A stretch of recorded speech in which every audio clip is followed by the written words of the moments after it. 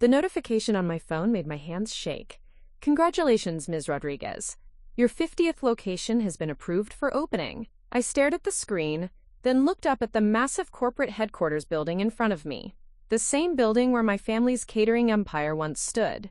The same boardroom where they told me I'd never amount to anything. The same parking lot where I cried in my beat-up Honda after they kicked me out of the family business. Now, I owned it all. But this story doesn't start with victory. It starts with a single taco truck and the worst day of my life. Before we jump back in, tell us where you're tuning in from, and if this story touches you, make sure you're subscribed, because tomorrow I've saved something extra special for you.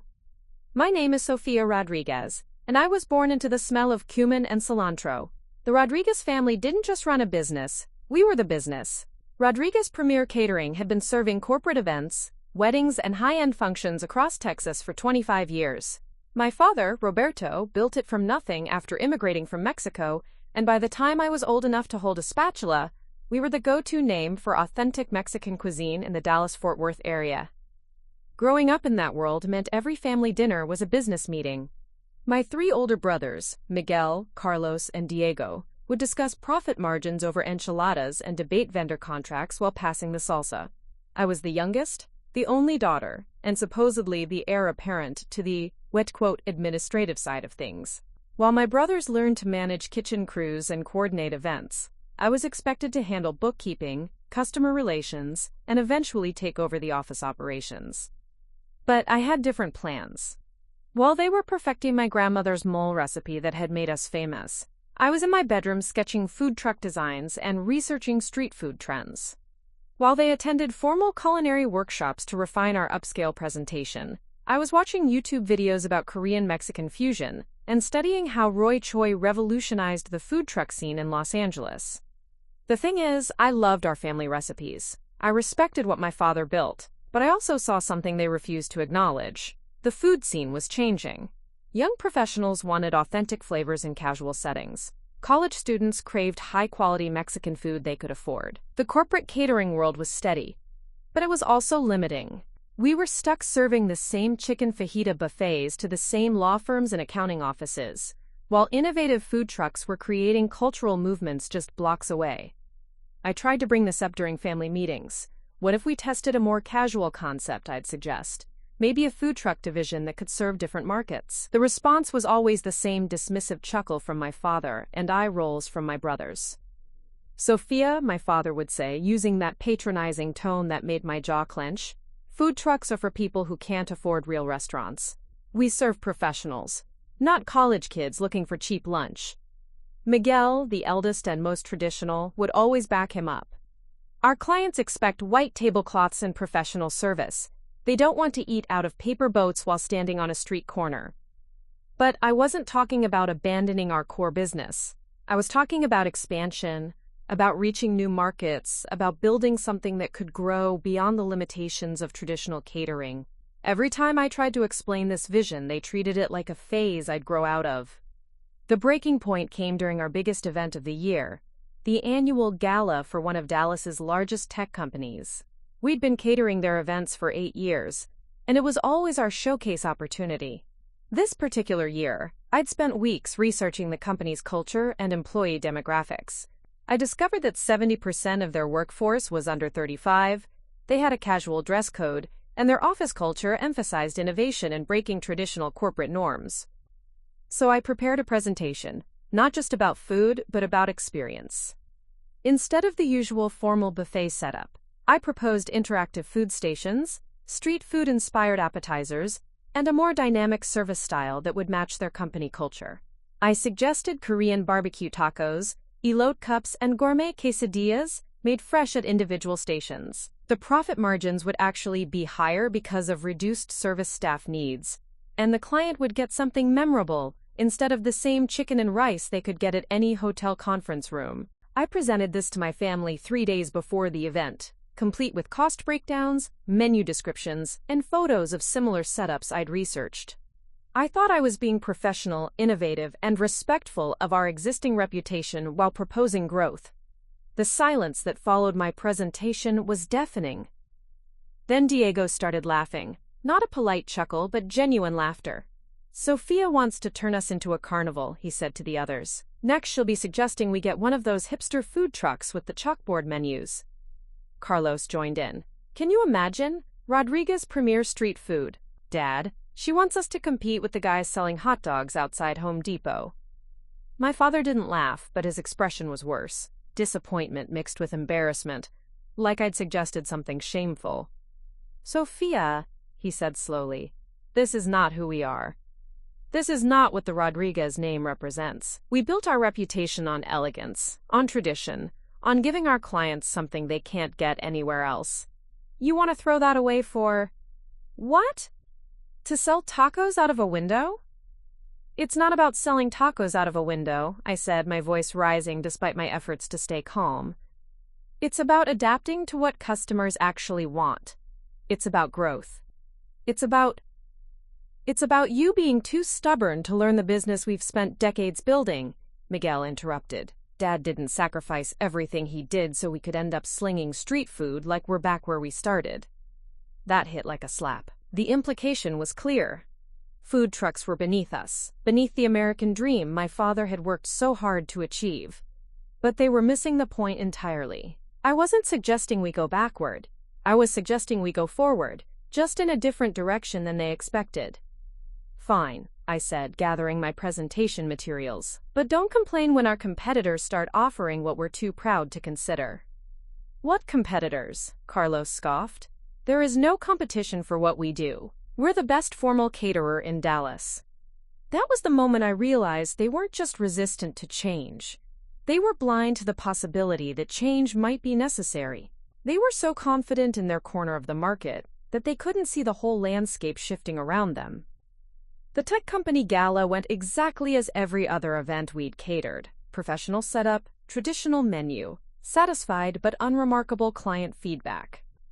Everything my family expected, but I spent the entire evening watching the employees' faces, seeing how they politely picked at food that didn't match their energy or expectations. And I knew I'd been right. 2 weeks later, I made the mistake of sharing an article I'd found about food truck revenues in Austin. Some mobile operations were grossing more annually than traditional restaurants, and the startup costs were a fraction of opening a brick-and-mortar location.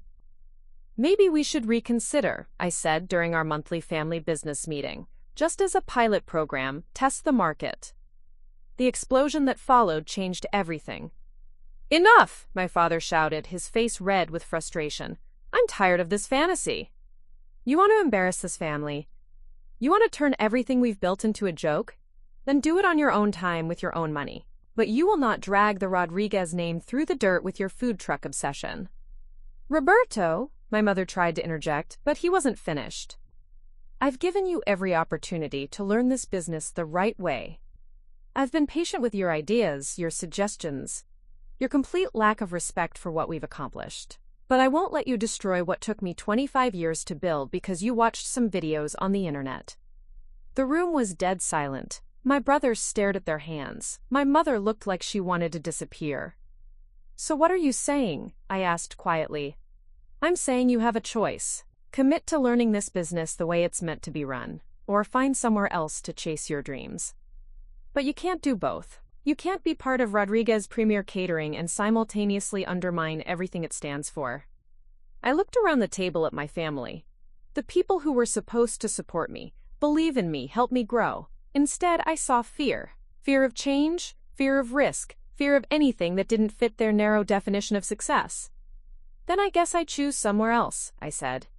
I stood up, walked to my small office in the back of our facility, packed my personal belongings into a cardboard box, and left. No dramatic goodbyes, no slammed doors. Just a quiet exit from the only professional life I'd ever known. That night, I sat in my apartment with my laptop open to Craigslist, searching for used food trucks and trying to figure out how to turn $15,000 in savings into a business plan. My phone buzzed with texts from my mother asking me to reconsider, to apologize, to come back. But I was done apologizing for having vision. Preparing and narrating this story took us a lot of time, so if you are enjoying it, subscribe to our channel. It means a lot to us. Now back to the story. The Craigslist ad was brutally honest. 2015 Ford Transit, Converted food truck, needs work, some equipment included, $18,000 OBO. The photos showed rust stains around the wheel wells, a dented serving window, and what looked like years of grease buildup on every surface. But it had 4 wheels, a functional propane system, and most importantly, it was within my budget after I emptied my savings account and borrowed $3,000 from my college roommate Jessica. I met the seller, a defeated-looking man named Tom, at a gas station on the outskirts of Fort Worth. His previous venture, Tom's Burger Express, had lasted exactly 8 months before he threw in the towel. As he walked me through the truck's features, a small prep area, 2-burner gas stove, mini refrigerator, and a service window that stuck when you tried to close it, I could see why his business had failed. Everything was designed for speed over quality, convenience over creativity. The health department permit is still valid for another 6 months, Tom said, kicking one of the tires that looked suspiciously low on air. And most of the equipment works. Mostly. I handed him $15,000 in cash, signed the title transfer, and became the owner of what would either be my salvation or my financial ruin.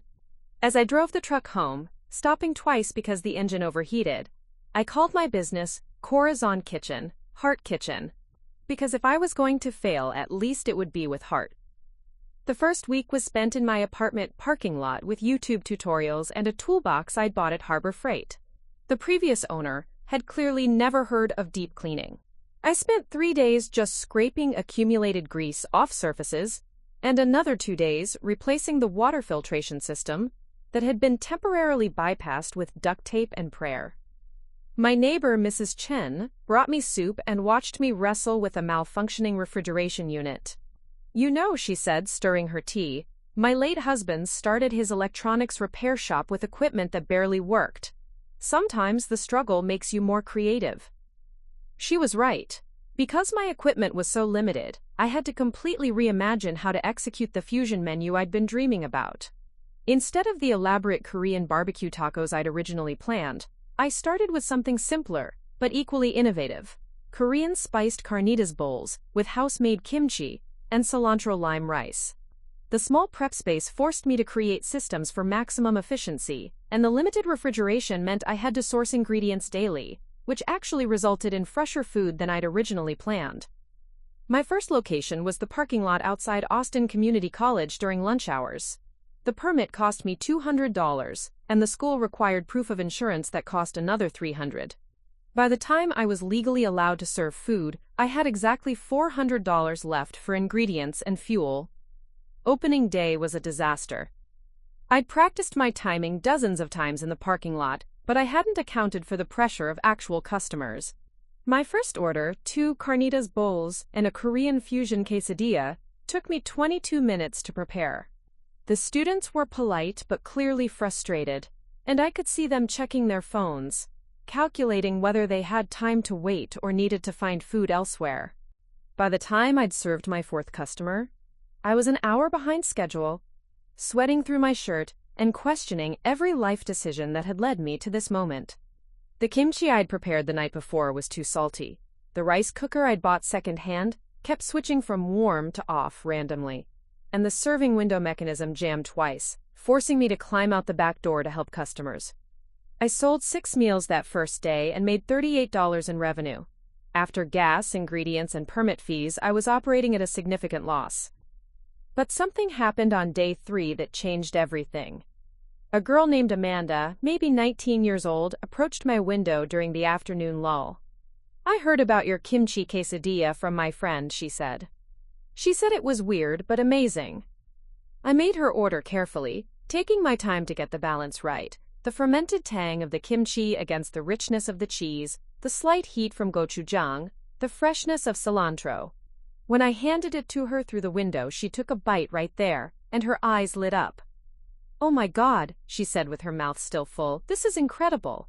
It's like Mexican comfort food, but with this whole other layer of flavor. How did you even think of this?" That's when I realized what I was really selling. Not just fusion food, but surprise.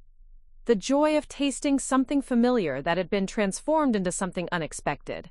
Amanda became my first real customer. Not just someone buying lunch, but someone who understood what I was trying to create. Word spread slowly through the college. Students started bringing friends to try the Korean taco truck.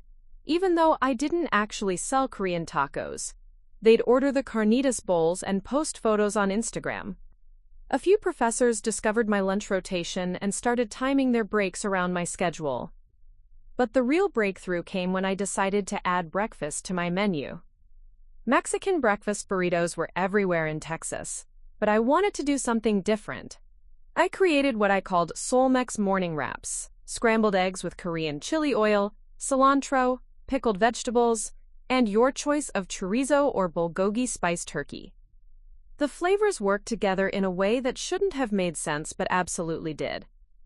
A food blogger from Austin discovered my breakfast wraps during her third week of classes and wrote a review that changed my life. Corazon Kitchen is serving the most innovative fusion breakfast in Texas. Sofia Rodriguez has created something entirely new: Korean techniques and flavors married to Mexican comfort food in a way that honors both traditions while creating something uniquely her own. This isn't fusion for fusion's sake. This is the evolution of American food happening in real time. The review posted on a Thursday. By Friday morning, there was a line of 20 people waiting when I opened. By the following Tuesday, I was selling out of ingredients before noon and had to start taking orders by text message for pickup times. My phone started ringing with catering requests: small office parties, birthday celebrations, even a wedding rehearsal dinner for a couple who discovered my food through the blog review. The same Korean-Mexican fusion that my family had dismissed as carnival food was generating more interest and higher profit margins than anything Rodriguez Premier Catering had served in years. But success brought new challenges I hadn't anticipated. The increased volume meant I needed to prep more ingredients in advance, but my tiny apartment kitchen wasn't designed for commercial food preparation. I was spending 4 hours every evening chopping vegetables, marinating proteins, and preparing kimchi in batches that filled every container I owned. My refrigerator looked like a science experiment, with labeled containers stacked floor to ceiling. The health department inspector who came for my renewal was a stern woman named Patricia, who clearly expected to find violations. Instead, she found obsessively organized systems and temperature logs that I'd been keeping voluntarily. Most food truck operators don't maintain records this detailed, she said, reviewing my documentation. You're running this like a real restaurant. Because it is a real restaurant, I replied. It just happens to have wheels. She approved my permit renewal on the spot and mentioned that several other food truck operators could learn from my systems. But she also warned me about something I hadn't considered: you're going to outgrow this setup soon. Either you expand your operation, or you're going to burn out trying to keep up with demand. She was right. I was working 16-hour days, 7 days a week. My hands were covered in burns from the cramped cooking space. My back ached from the awkward angles required to work in the truck, and I was making mistakes because of exhaustion. 2 weeks after the health inspection, I accidentally served a carnitas bowl with rice that was slightly undercooked because I'd rushed the timing, and the customer complained loud enough for other people in line to hear. That night, I sat in my truck in an empty parking lot and did the math. I was making more money than I'd ever made in my life, but I was also working more hours than should be humanly sustainable. The profit margins were good, but they weren't good enough to hire help or invest in better equipment.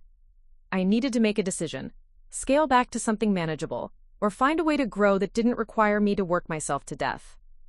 That's when I remembered something my father used to say about the catering business: you can't cook every meal yourself. If you want to feed more people, you have to teach other people to cook like you. I'd always thought he was talking about hiring kitchen staff. But sitting there in my truck, surrounded by the smell of kimchi and cilantro, I realized he was talking about something bigger. He was talking about systems, about building something that could operate beyond the limitations of one person's time and energy. The next morning, I called Jessica, the friend who'd loaned me the money for the truck, and asked if she wanted to learn the Korean fusion business. Not as an employee, but as a partner. "Are you offering me a job or asking me to invest in your crazy dream?" she asked. "Both," I said. "I'm asking you to help me turn one food truck into something bigger." There was a long pause, then, "What did you have in mind?" I took a deep breath and outlined a plan I'd been thinking about for weeks. A second truck, a different location, a way to serve twice as many customers without doubling my workload. It was ambitious, maybe too ambitious, but it was also the only way forward that didn't involve either giving up or burning out. "When do we start?" Jessica asked. That conversation would lead to everything that came after, the expansion, the recognition, and eventually the moment when my family would have to acknowledge that the carnival food they'd mocked had become something they could no longer ignore. But I didn't know any of that yet. All I knew was that I'd found someone who believed in the vision, and for the first time since I'd left my family's business, I wasn't facing the future alone. Jessica Martinez had been my roommate at University of Texas, where she'd studied business administration while I was in the culinary arts program. She was practical where I was creative, analytical where I was intuitive, and most importantly, she had $12,000 in savings from her marketing job at a tech startup that had been slowly crushing her soul for 2 years. "I've been looking for an excuse to quit," she admitted when we met at a coffee shop to discuss the partnership. "But Sofia, I need to be honest. I can barely make scrambled eggs without burning them. What exactly would I be bringing to a food business?" I slid a folder across the table containing everything I'd learned about the food truck industry over the past 6 months. Permit requirements, health regulations, location licensing, social media marketing strategies, vendor negotiations, and profit margin analyses. "You'd be bringing everything I'm terrible at," I said. "The business side, the systems, the planning that keeps us legal and profitable." Jessica flipped through the documents, her expression shifting from skeptical to intrigued. "You've really thought this through." "I've had to. Every mistake I've made in the past 6 months has cost me money I couldn't afford to lose. I need someone who can help me avoid those mistakes on a larger scale." She closed the folder and looked at me directly. "What kind of partnership are we talking about? Equal split?" I'd spent 3 sleepless nights thinking about this exact question. 60-40, I said. "I own the original truck, the recipes, the brand. You bring capital and business expertise. But here's the thing. This isn't just about splitting profits. I want to build something bigger than food trucks. I want to create a brand that can expand into brick-and-mortar locations, franchising, maybe even packaged foods. Can you see that vision?" Jessica was quiet for a long moment, and I could see her mental calculator working. Finally, she smiled. "When do we start?" Our first major decision was location strategy. I'd been successful at the college, but Jessica pointed out that we were limiting ourselves to a customer base that had minimal disposable income. "College students love the food, but they're not going to sustain major growth," she said, studying demographic reports she'd pulled from her marketing background. "We need to position ourselves where people have more spending power, but still appreciate innovative food." After 2 weeks of research, we identified our target, the downtown Austin business district during lunch hours and food truck festivals on weekends. The business crowd would provide consistent weekday revenue, while festivals would give us exposure to food enthusiasts and potential catering clients. But first, we needed a second truck. Jessica found it through a commercial equipment dealer in San Antonio, a 2018 Chevrolet step van that had been converted for a sandwich shop that went out of business. Unlike my rusty Ford, this truck was practically pristine. Professional-grade equipment, efficient layout, and most importantly, it was designed for high-volume service. "It's $28,000, Jessica said as we toured the vehicle. "But look at this setup. Dual prep stations, commercial-grade refrigeration, a point-of-sale system that actually works. We could serve 3 times as many customers with this setup." The purchase required Jessica to invest her entire savings and me to take out a small business loan secured against my original truck. It was terrifying and exhilarating in equal measure. If we failed, we'd both be financially ruined. If we succeeded, we'd have the foundation for real expansion. The new truck meant we could operate 2 locations simultaneously, but it also meant we needed additional staff. I'd been doing everything myself for months, but now we needed people who could execute my recipes consistently while maintaining the quality that was building our reputation. Our first hire was Marcus Thompson, a line cook from a downtown restaurant who was looking for something more creative than the repetitive menu he'd been working with. I spent 3 days training him on our systems. Not just the recipes, but the philosophy behind them. The balance of flavors, the importance of presentation, the customer service standards that differentiated us from typical food trucks. "This kimchi quesadilla," Marcus said during his training, "it's like you took 2 completely different food cultures and found the exact point where they make sense together." "How did you figure out these combinations?" "Trial and error," I laughed. "A lot of error. But also understanding that fusion isn't about randomly combining ingredients. It's about finding where different culinary traditions share common ground and building from there." Marcus got it immediately. By his second week, he was suggesting improvements to our prep workflow and coming up with creative variations on our core menu items. He understood that we weren't just serving food.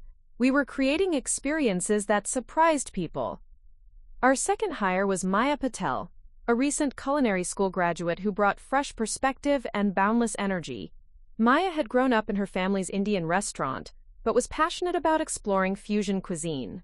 She quickly became our secret weapon for developing new menu items and managing our increasingly complex inventory. "What if we did a Korean spiced lamb bowl with Indian-inspired pickled vegetables?" Maya suggested during a menu development session. "My grandmother makes these incredible pickled turnips that would pair perfectly with your gochujang marinade." That collaboration resulted in our Seoul Deli Bowl, which became one of our best-selling items and demonstrated something important. Our strength wasn't just Korean-Mexican fusion, but our ability to thoughtfully combine flavors from multiple traditions. With 2 trucks and reliable staff, we launched what Jessica called Phase 2 of Corazon Kitchen. Truck 1, my original Ford, continued serving the college crowd, while Truck 2, our new Chevrolet, targeted the downtown business district. The strategy worked immediately. Downtown customers were different from college students. They had more money to spend, but they also had higher expectations and less patience. Jessica implemented several systems to accommodate this: online ordering with scheduled pickup times, a loyalty program for regular customers, and catering packages for office meetings. "Business customers want efficiency and consistency," Jessica explained as we reviewed our first month of downtown sales. "They're willing to pay premium prices, but they expect premium service. No 20-minute wait times, no running out of popular items, no equipment failures during lunch rush." The numbers backed up her analysis. Our average transaction downtown was 40% higher than at the college location, and our profit margins were better because business customers were more likely to add extras and less likely to negotiate prices. But the real breakthrough came when we catered our first major corporate event.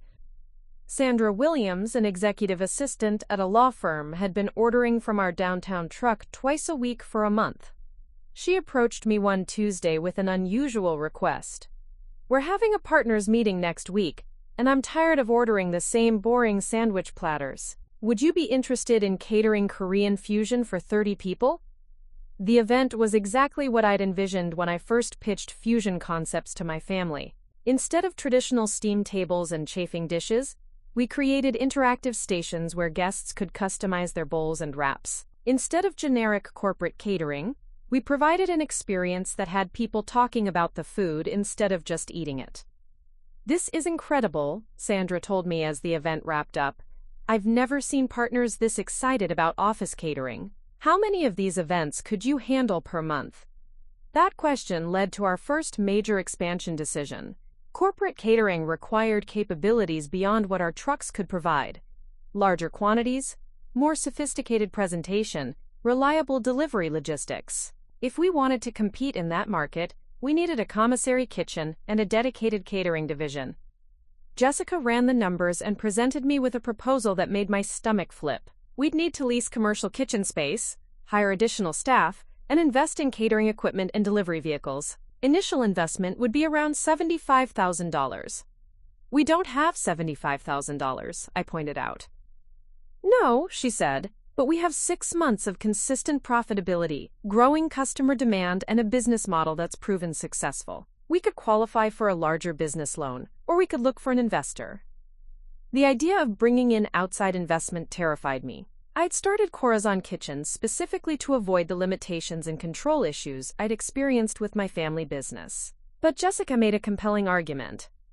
An investor doesn't have to mean giving up control. It could mean finding someone who shares our vision and can provide not just capital, but expertise and connections. Through her network from the tech industry, Jessica arranged a meeting with David Park, a Korean-American entrepreneur who'd built and sold 2 successful restaurant franchises.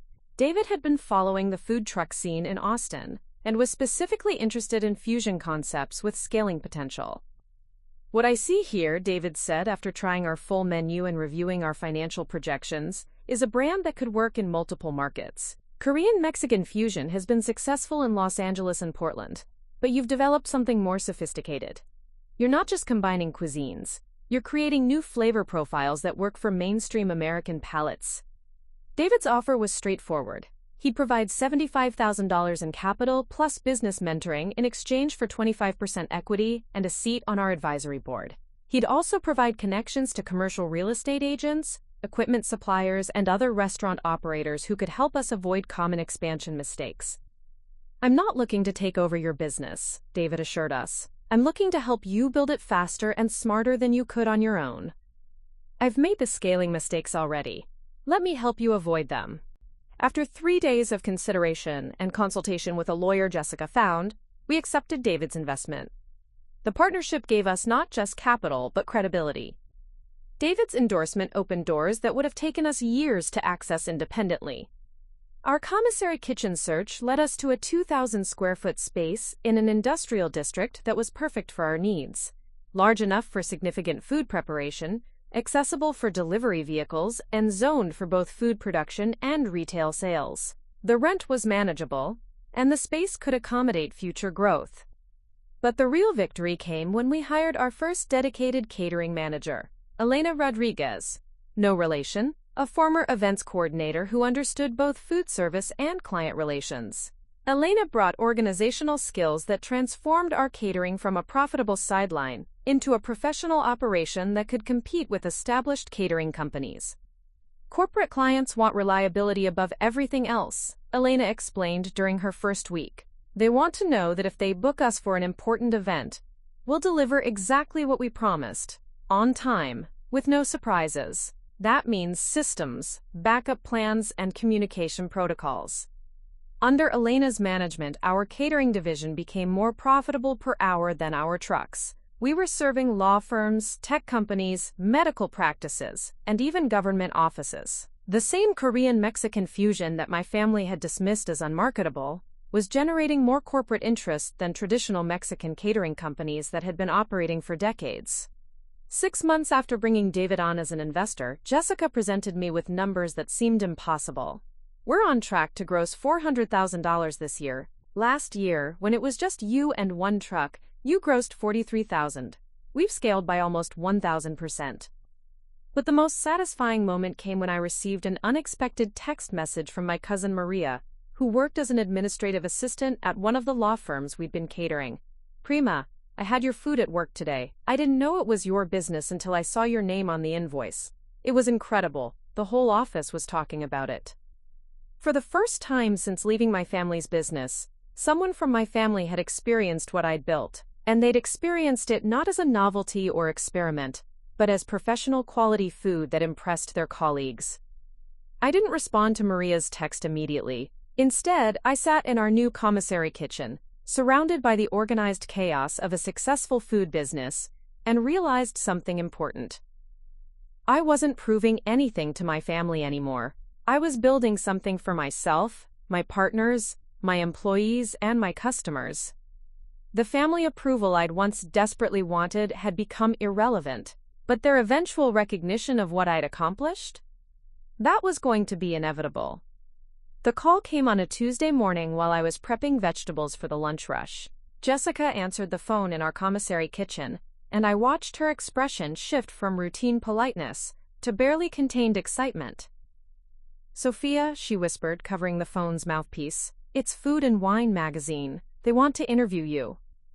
The journalist Rachel Kim had discovered Corazon Kitchen through David Park's social media posts about innovative Asian fusion concepts in Texas. "I'm working on a feature about the next generation of fusion cuisine," Rachel explained during our phone conversation. "Your Korean-Mexican combinations are getting attention in culinary circles, but what really interests me is your business model. You're operating food trucks, catering, and a commissary kitchen simultaneously. That's unusual for such a young company." The interview was scheduled for the following Thursday at our commissary kitchen. Rachel wanted to observe our operation in action, try our full menu, and understand how we'd scaled so quickly from a single food truck to a multifaceted operation. "This could change everything," David said when I called to tell him about the interview. "Food and Wine has serious reach in the restaurant industry. The right article could put you on the map nationally." But I was nervous about the exposure. We'd grown quickly, but we were still a small operation. What if the article brought more attention than we could handle? What if we weren't ready for the level of scrutiny that came with national food media coverage? Elena, our catering manager, had a different perspective. "If we're not ready now, when will we be? You've built something special here, Sofia. Maybe it's time to let people know about it." The morning of the interview, I arrived at the commissary kitchen 2 hours early to make sure everything was perfect. Our prep stations were immaculate, our ingredient inventory was fully stocked, and our staff knew to present their absolute best work. I'd spent the previous evening practicing answers to potential questions about our recipes, our growth strategy, and our plans for expansion.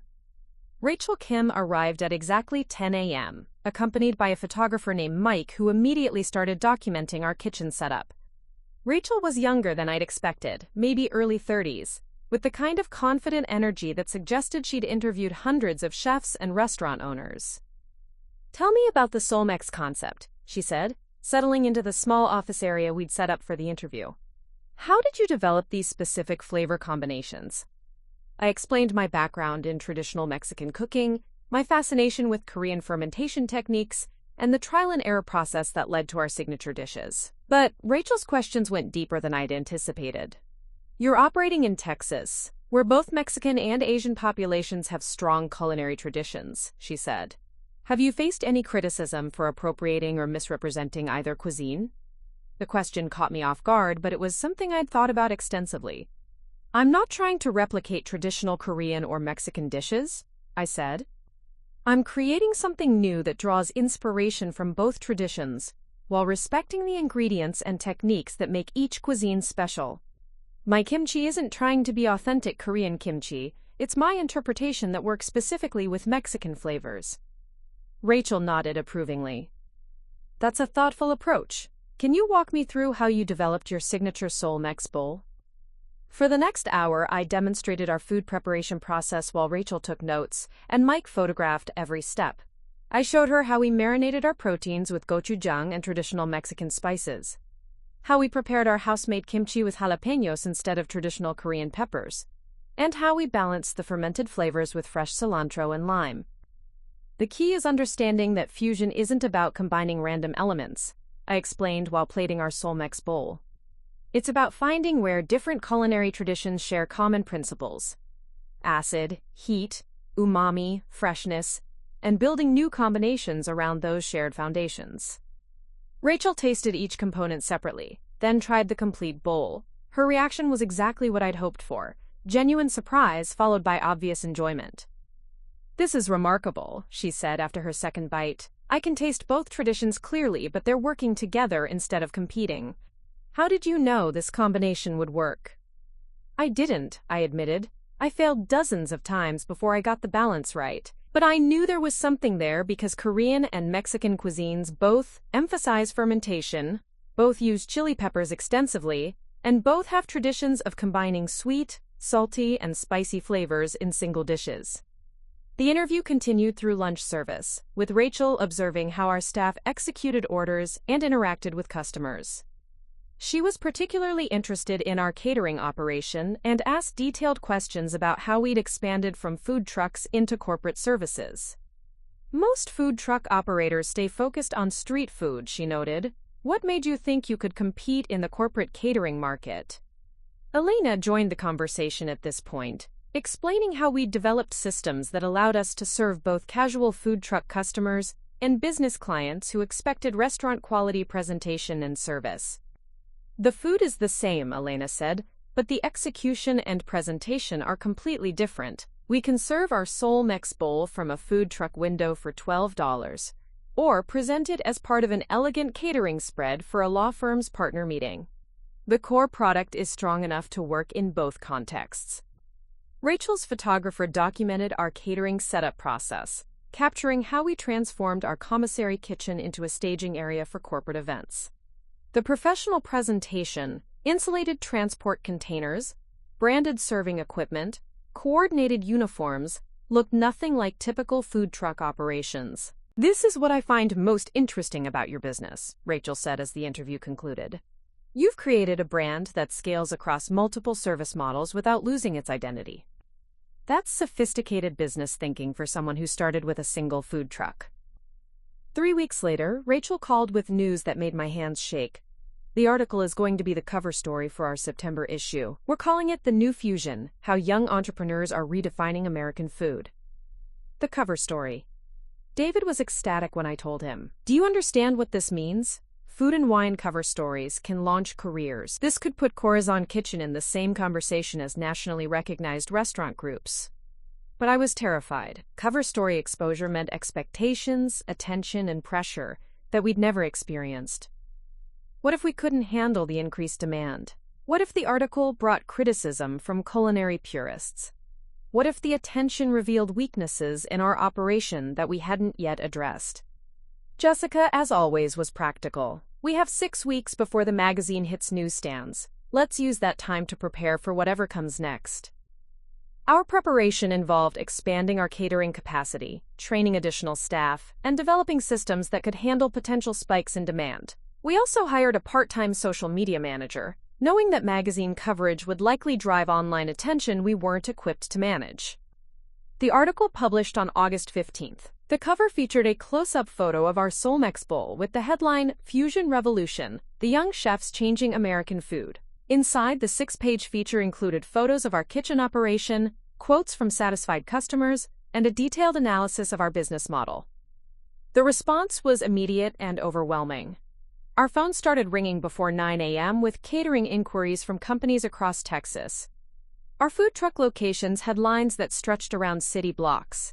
Our social media followers increased from 1,200 to over 8,000 in the first week after publication. But the most surprising response came from other restaurant operators. 3 different food truck owners called asking about franchising opportunities. 2 established restaurant groups inquired about licensing our Sol Mex concept for their locations. A food distributor from California wanted to discuss packaging our kimchi for retail sales. "This is insane," Maya said during a staff meeting the week after the article published. "We went from local food truck to national attention overnight. How do we handle this without losing what made us special in the first place?" It was a valid concern. The increased volume was stressing our systems and requiring longer hours from everyone on our team. We were making more money than ever, but we were also working harder than ever, and I worried about maintaining the quality and personal attention that had built our reputation. The solution came from an unexpected source. My conversation with Rachel Kim had been recorded, and Food and Wine wanted to feature me in their podcast series about innovative food entrepreneurs. The podcast interview would allow me to discuss our growth philosophy and explain how we plan to scale without compromising our standards. The key to successful scaling, I explained during the podcast recording, is understanding what makes your product special and building systems that protect those qualities even as volume increases. For us, that means maintaining our commitment to fresh ingredients, balanced flavors, and thoughtful presentation, regardless of whether we're serving from a food truck or catering a corporate event. The podcast episode was downloaded over 15,000 times in its first month, and it attracted attention from business publications that were interested in our growth story rather than just our food. Harvard Business Review contacted us about including Corazon Kitchen in an article about minority-owned businesses that were disrupting traditional industries. "You've built something that transcends food," David observed during one of our monthly investor meetings. "You've created a brand that represents innovation, quality, and cultural fusion in ways that resonate with contemporary American values. That's powerful positioning for expansion opportunities." The expansion opportunities were becoming impossible to ignore. We were receiving inquiries about opening locations in Dallas, Houston, San Antonio, and even cities outside Texas. Food industry consultants were approaching us about developing franchise systems. Commercial real estate agents were pitching locations for our first full-service restaurant. But the most meaningful recognition came from an unexpected source. The James Beard Foundation invited me to participate in their annual Young Chef Showcase in Chicago, featuring rising culinary talents from across the country. "This is the culinary equivalent of being inducted into the Hall of Fame," Elena explained when I told her about the invitation. "The James Beard Foundation doesn't invite food truck operators to showcase events.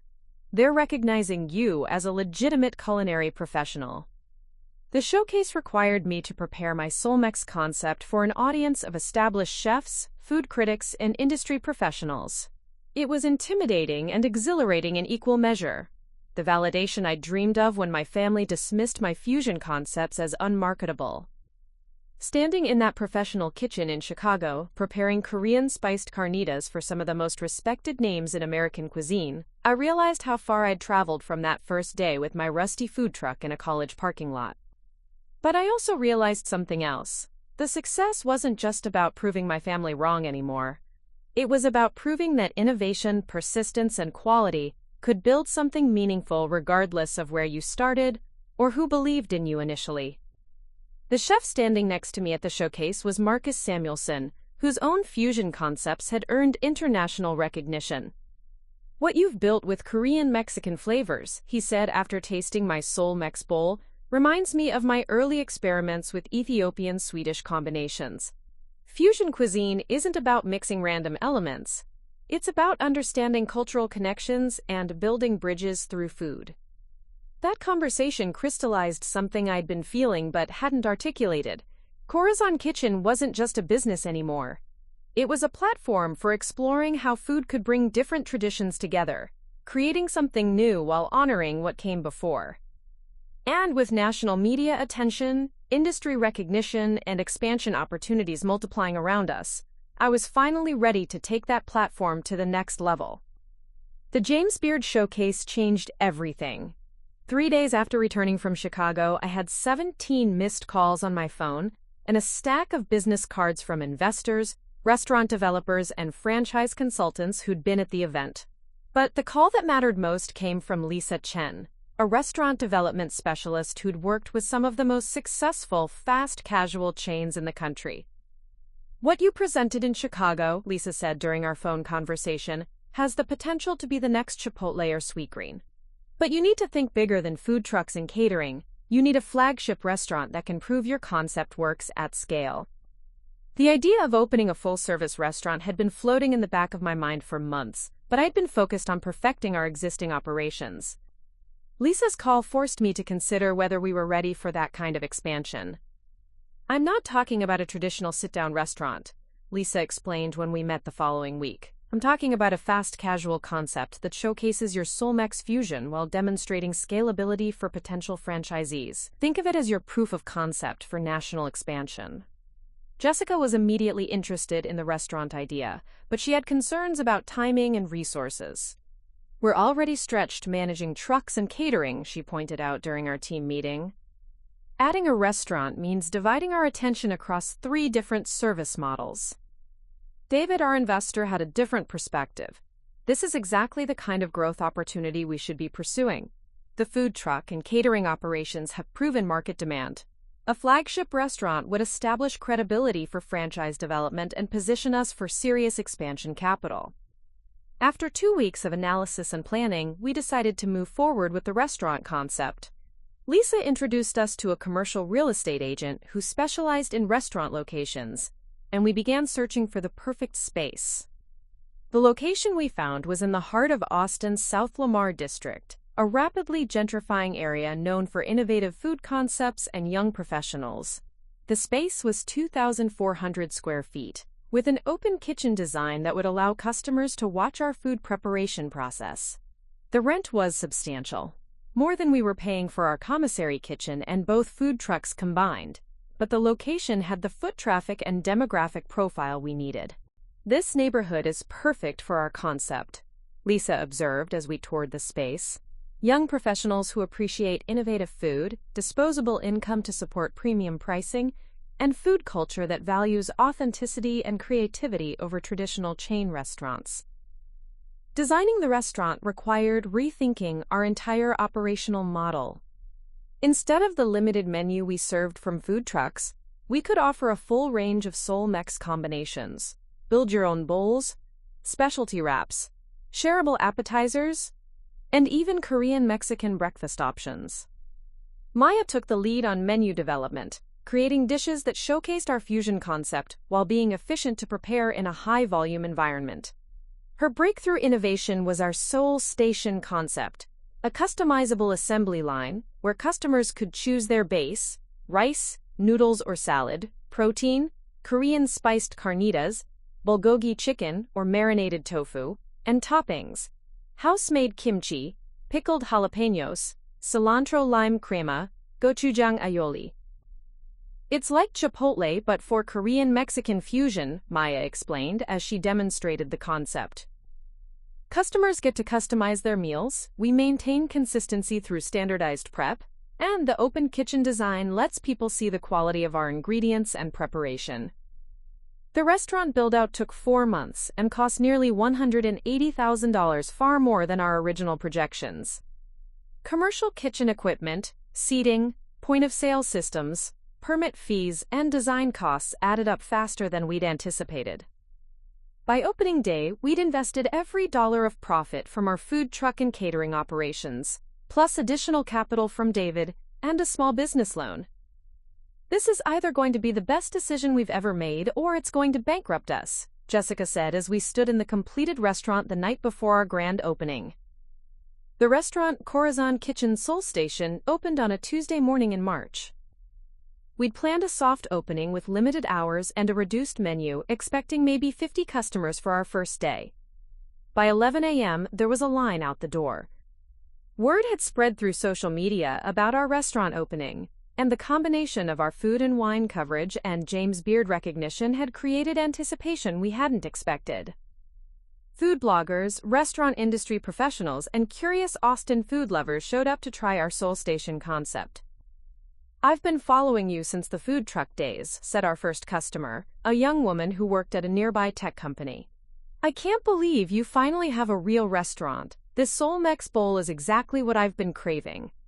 The lunch rush was chaos. Our staff, trained on food truck operations, struggled to adapt to restaurant-style service. Our point-of-sale system crashed twice. We ran out of kimchi before 2 p.m., and had to close the Seoul Station temporarily while Maya prepared emergency batches in the back kitchen. But something magical was happening. Customers weren't just ordering food, they were having experiences. Families shared appetizer platters of Korean spiced nachos with kimchi salsa. Business colleagues lingered over Seoul-Mex bowls while discussing the flavor combinations. Food enthusiasts took photos of their customized meals and posted them to Instagram with tags like #SeoulMexRevolution and #CorazonKitchen.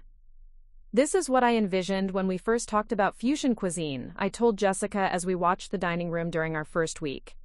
"People aren't just eating our food, they're exploring new flavors and sharing discoveries with their friends."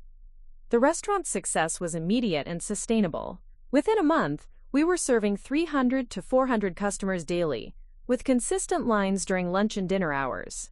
Our average transaction was 40% higher than food truck sales, and our profit margins were better because of reduced labor costs per customer served. But the real validation came from industry recognition. Austin Food and Wine magazine featured us as Restaurant of the Month 6 weeks after opening. The Austin American-Statesman's food critic gave us a 4-star review, calling our Seoul Station concept the future of fast casual dining. Local television stations featured segments about our innovative fusion approach and rapid growth. The media attention brought unexpected consequences. 3 different restaurant groups approached us about partnership opportunities. Franchise consultants presented detailed plans for expanding Seoul Station across Texas and beyond. Most surprisingly, we received inquiries from international restaurant developers interested in bringing our concept to markets in Canada and Mexico. You've created something that transcends regional appeal, Lisa observed during one of our monthly consulting meetings. Korean-Mexican fusion works in Austin, but your operational model and flavor profiles could succeed in any major metropolitan market. But the attention that mattered most to me came from a source I hadn't expected: my family. The call came on a Thursday evening while I was reviewing daily sales reports in my restaurant office. My mother's voice was hesitant, almost nervous. "Sophia," she said, "I saw the article about your restaurant in the newspaper. Your father, he wants to know if he could come see what you've built." I hadn't spoken to my parents in over 2 years. Our last conversation had ended with my father telling me I was embarrassing the family name with my food truck venture. Now, after national media coverage and industry recognition, he wanted to visit my restaurant. "He can come," I said finally, "but I'm not changing anything for his visit. This is what I built. This is who I am now." My parents arrived on a Saturday afternoon, during our busy lunch period. I watched from the kitchen as they stood in line with other customers, studying our menu boards and observing our Soul Station assembly process. My father, who'd always insisted on formal dining experiences, looked uncomfortable in our fast casual environment. But something shifted when they ordered. My mother chose a Seoul Mex bowl with Korean spiced carnitas, and I watched her taste it with the critical palate I remembered from childhood. Her expression moved from skepticism to surprise to genuine appreciation. My father ordered cautiously, a simple rice bowl with minimal toppings, but he ate every bite. When they finished their meal, he approached the counter where I was working. "This is good food," he said quietly. "Different from what I expected, but good." It wasn't an apology. It wasn't acknowledgement of the years he'd dismissed my vision. But it was recognition, and for the first time since leaving Rodriguez Premier Catering, I felt like he saw me as a legitimate chef. "The restaurant is busy," my mother observed, looking around at the packed dining room. "You've built something successful here." Later that evening, my father called me. "Sophia," he said, "I want you to know that your brothers have been following your success. The magazine articles, the restaurant reviews, we didn't understand what you were trying to build, but we see it now." "And?" I asked, unsure what response I wanted. "And we're proud of you. You found your own way, and you've done well." It was the conversation I dreamed of having for years, but now that it was happening, I realized my need for their approval had faded. I'd built Corazon Kitchen for myself, my team, and my customers. My family's recognition was gratifying, but it was no longer essential to my sense of success. "Thank you," I said. "That means something to me." But the real conversation happened the following week, when my brother Miguel called with an unexpected proposition. "Sophia," he said, "Rodriguez Premier Catering is struggling. We've lost several major clients to competitors with more innovative menus. Dad is finally ready to admit that maybe you were right about adapting to changing customer preferences." He paused, and I could hear the difficulty in his voice. "Would you be interested in discussing some kind of collaboration? Not a merger or anything that would compromise what you've built, but maybe a partnership that could help both businesses?" The irony was perfect. The family business that had rejected my fusion concepts was now asking for help because their traditional approach was failing in a changing market. The carnival food they'd mocked was attracting the corporate clients they were losing. "I'll think about it," I told Miguel. "But any collaboration would have to respect what I've built here. Corazon Kitchen isn't changing to fit Rodriguez Premier. If we work together, it's because you're ready to embrace what I've proven works." 2 weeks later, I agreed to cater a trial event for one of Rodriguez Premier's struggling corporate clients. The law firm that had been considering canceling their contract with my family's catering company agreed to try a Seoul Mex menu for their quarterly partners meeting. The event was a complete success. The partners raved about the innovative flavors, the interactive presentation, and the fresh approach to corporate catering. They immediately booked Corazon Kitchen for their next 3 events and recommended us to 2 other law firms.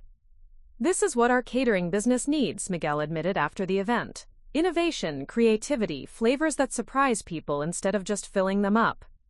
That conversation led to our first formal partnership.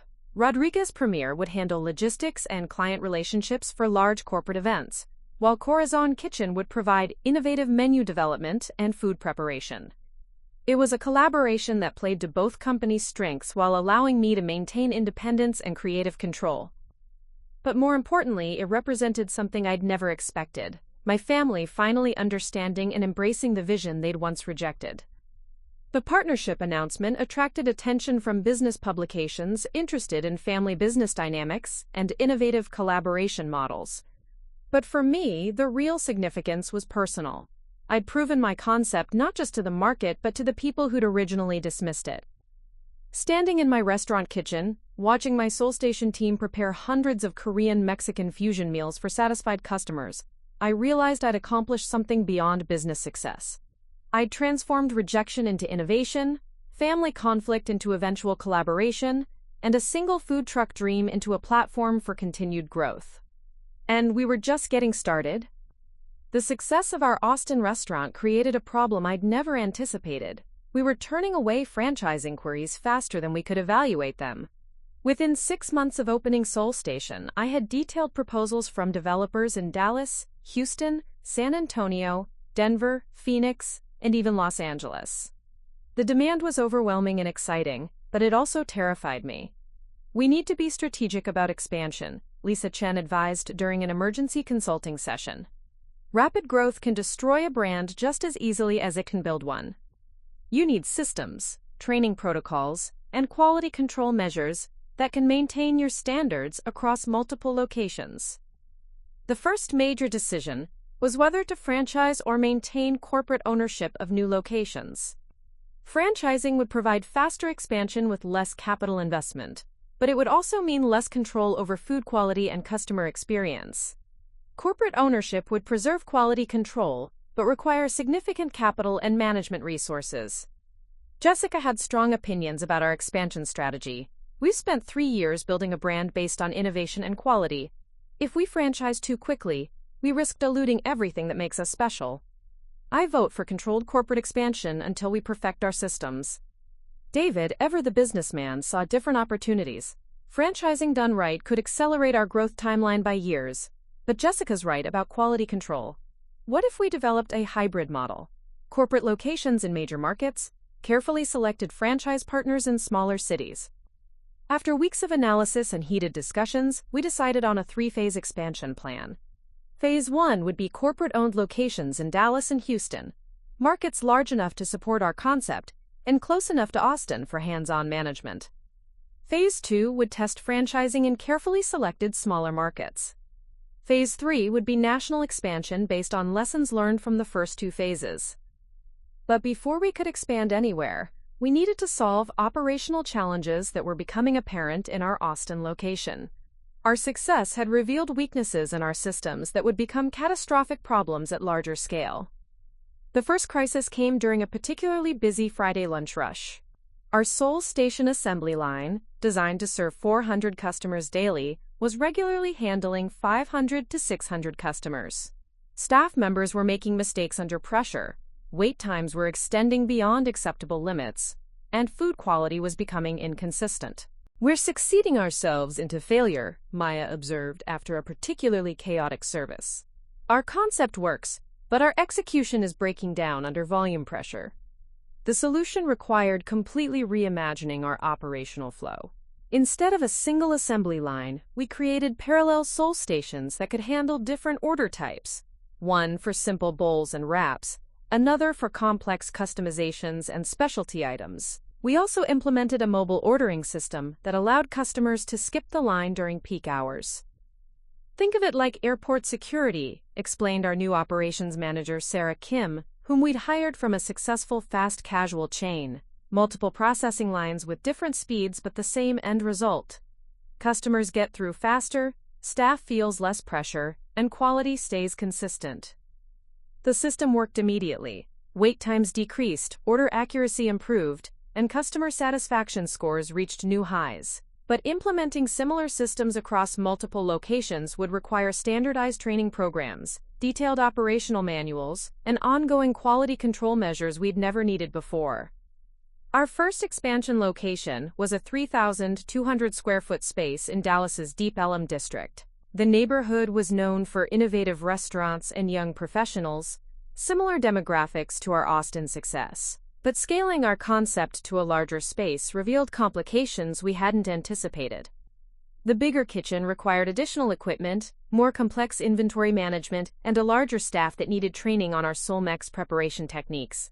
Our signature kimchi, which Maya had been preparing in small batches, now needed to be produced in quantities that maintained flavor consistency while meeting health department requirements for larger-scale operations. Making kimchi for one restaurant is an art, Maya explained as she developed our standardized production protocols. Making kimchi for multiple restaurants is a science. Every variable, fermentation time, temperature control, ingredient ratios, has to be precisely documented and consistently executed.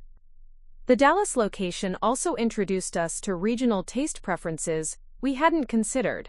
Texas markets outside Austin were more conservative about spice levels and unfamiliar flavor combinations. Our standard gochujang sauce, which Austin customers loved, was too intense for many Dallas diners. We need to adapt our concept for local preferences without losing our identity, I realized during the Dallas soft opening. Korean-Mexican fusion can work anywhere, but the specific flavor profiles might need regional adjustments. Sarah Kim suggested creating a heat-level system similar to what successful chain restaurants used. Customers could choose mild, medium, or spicy versions of our signature sauces, allowing us to maintain authentic flavors while accommodating different tolerance levels. The Dallas location opened 3 months behind schedule and 20% over budget, but it was immediately successful. Local food bloggers praised our adaptation to regional preferences, and we attracted attention from Dallas Morning News food critics who called our concept the future of fast casual dining. But success in Dallas created new pressures. The restaurant required daily management attention that pulled me away from Austin operations. Jessica was spending half her time traveling between locations, trying to maintain consistency across different staff teams and customer bases. We need to decide whether we're restaurant operators or business builders, David observed during one of our increasingly frequent crisis meetings. If we want to continue expanding, we need management systems that don't require your personal presence at every location. The solution was hiring regional managers, experienced restaurant operators who could handle day-to-day management while maintaining our quality standards. Our first hire was Carmen Valdez, a former district manager for a successful taco chain who understood both Korean and Mexican flavors. "Your concept is strong," Carmen said after her first week managing our Dallas location, "but you need to trust your systems and your people more. You can't personally oversee every Solmex bowl that gets served." Carmen was right, but letting go of direct control was the hardest part of expansion. Every negative review, every customer complaint, every staff mistake felt like a personal failure. I'd built Corazon Kitchen on attention to detail and personal commitment to quality. Scaling required delegating that commitment to people who hadn't lived through our early struggles. Our Houston location presented different challenges. The market was larger and more diverse than Austin or Dallas, with established Korean and Mexican restaurant scenes that made customers more knowledgeable about authentic flavors. Our fusion concept needed to work for diners who understood traditional Korean kimchi and authentic Mexican carnitas. Houston customers are more sophisticated about both cuisines, observed our Houston regional manager James Park, whom we'd recruited from a successful Korean barbecue restaurant. They're not just trying fusion food for the novelty. They're evaluating whether your combinations actually improve on traditional preparations. The Houston location required menu adjustments that were more significant than our Dallas adaptations. We developed new dishes that showcased our fusion philosophy while demonstrating respect for traditional techniques. Our Heritage Bowl featured Korean-style short ribs with Mexican spiced beans and traditional Napa cabbage kimchi alongside jalapeno spiked versions. "We're not trying to improve Korean or Mexican food," I explained to Houston food critics during our media preview. "We're exploring what happens when two sophisticated culinary traditions meet in the hands of chefs who understand both." The Houston opening was our most successful launch yet. We served over 800 customers on opening day, and local media coverage positioned us as a serious restaurant group rather than a quirky food truck concept that had grown unexpectedly large. But rapid expansion was straining our organizational capacity in ways that worried me. We now had 4 locations, including our original Austin restaurant, 2 food trucks still operating, an active catering division, and our commissary kitchen producing signature items for all locations. Managing this complexity required systems and personnel we were still developing. "We're growing faster than our infrastructure can support," Jessica warned during a quarterly review meeting. "Our accounting systems, inventory management, and quality control processes were designed for a single location. We need to invest in enterprise-level systems or risk losing control of our operations."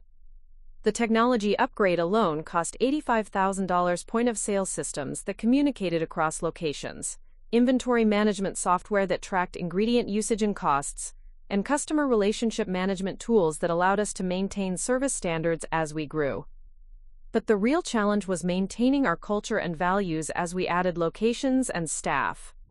New employees didn't have the personal connection to our mission that had motivated our original team. They were working for a paycheck, not building a dream. "How do we teach new staff about the passion that built this company?" Maya asked during a training session for Houston employees. "They're learning our recipes and procedures, but they're not learning why this matters to us." The answer came from an unexpected source: our customers. During a particularly busy lunch service in Houston, I overheard a conversation between 2 diners discussing our Solmex bowls. "This isn't just fusion food," one said to the other. "It's like they took 2 things I love and created something completely new that somehow makes sense. I can't get this anywhere else." That customer had articulated something I'd been struggling to communicate to new employees. We weren't just serving food, we were creating experiences that couldn't be replicated elsewhere. Our success came from innovation, quality, and genuine passion for what we were building. I started requiring all new hires to work a shift at our original Austin location, learning our history and understanding the personal journey that had created Corazon Kitchen. New employees needed to understand that they were joining a movement, not just a restaurant chain.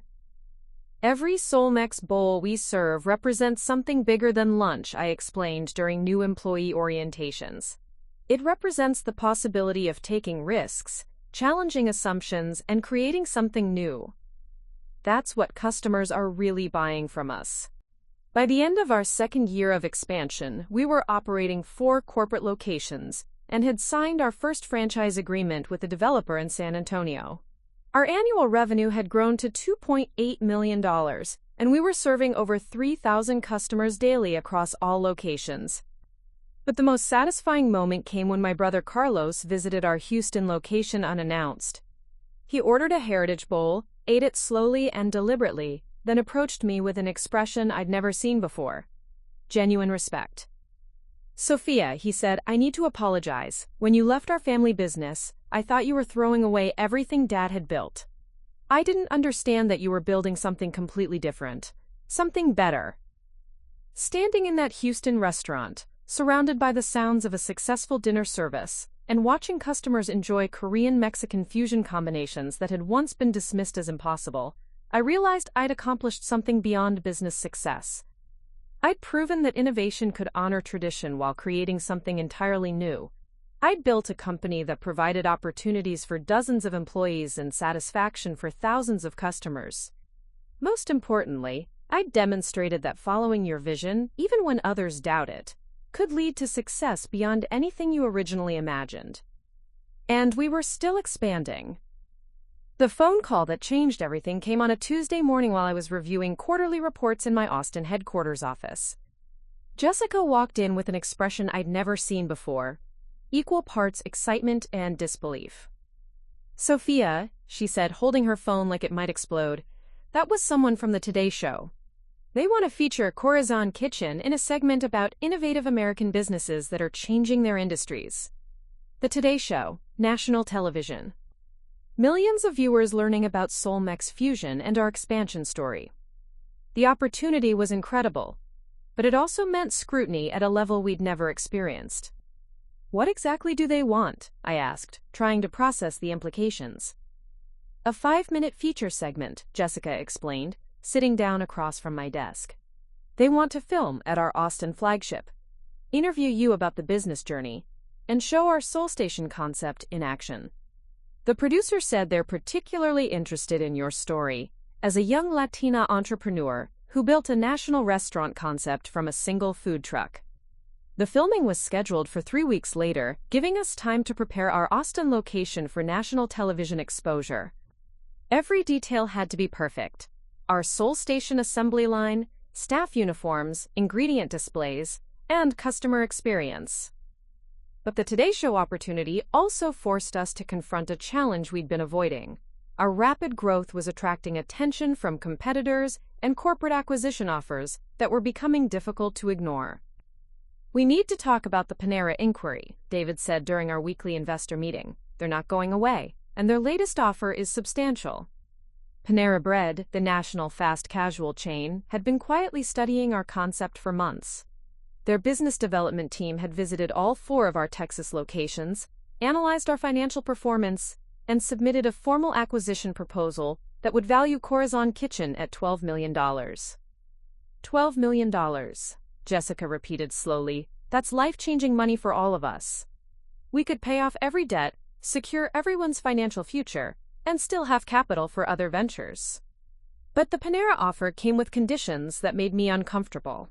They wanted to standardize our menu, simplify our Soul Station concept for faster execution, and integrate our locations into their existing supply chain and operational systems. They're not buying our innovation, I realized as I reviewed their detailed integration plan. They're buying our customer base and eliminating our differentiation. Within 2 years, Soulmex Fusion would become just another Panera menu option. The Today Show filming provided a welcome distraction from acquisition discussions. The production team arrived with professional cameras, lighting equipment, and a crew that transformed our Austin restaurant into a television studio. The segment producer, Maria Santos, had done extensive research on our concept and business journey. Her questions went beyond typical restaurant features to explore the cultural significance of fusion cuisine and the challenges facing young entrepreneurs in competitive industries. "What I find most interesting about your story," Maria said during a pre-interview conversation, "is how you've used food to bridge cultural differences while building a successful business. Korean-Mexican fusion isn't just about flavors, it's about bringing communities together." The actual filming was more complex than I'd anticipated. Multiple camera angles captured our Soul Station assembly process, customer interactions, and kitchen operations. I did 3 separate interviews.